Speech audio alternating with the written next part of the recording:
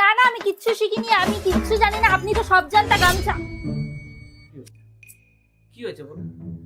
কি সমস্যা তোমাদের শাশুড়ি বৌমার আমাকে বলতে পারো? শাশুড়ি তো মায়ের মতন হয়, একটু মানিয়ে নিলেই তো হয়ে যায়। বসো এখানে, বসো। মনে করো যে আমি বৌমা, তুমি শাশুড়ি। কেন? আমি তোমাকে শেখাবো কিভাবে শাশুড়ির সাথে ব্যবহার করতে হয়, रुको কিভাবে जरा, শাশুড়ির সাথে মানিয়ে চলতে सबर হয়, करो। সেটা আমি শেখাবো।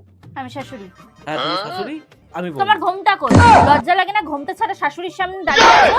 বাড়িতে শ্বশুর রয়েছে, ভাসুর রয়েছে, পাঁচটা লোক দেখলে কি বলবে? বাপের বাড়ি থেকে কিছুই শিখে আসোনি? হ্যাঁ, কিছুই শিখে আসোনি বাপের বাড়ি থেকে। ভালো করে ঢাকো, মুখটাকে ভালো করে ঢাকো। হা করে আমার মুখ কি দেখছো? হ্যাঁ, মুখ কি দেখছো? জল দাও আমাকে। এ নাও। হ্যাঁ হ্যাঁ, এখন আমি বোতলে জল খাবো।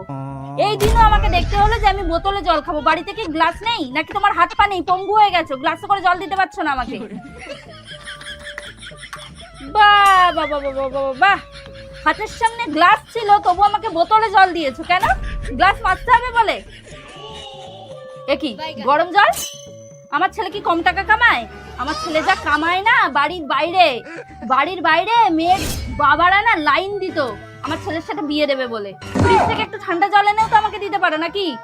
বিল বেশি দিতে হবে মানে কি? আমি রাখো তো, আমি হবো না বৌমা। বাদ দাও এসব। কেন? হয়ে গেল? হ্যাঁ, 5 মিনিট হজম করতে পারলাম না।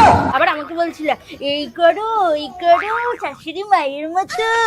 বৌমা হওয়া না অত সহজ না। হে প্রভু, বৌমা হতে হও, বৌমা হও বৌমা।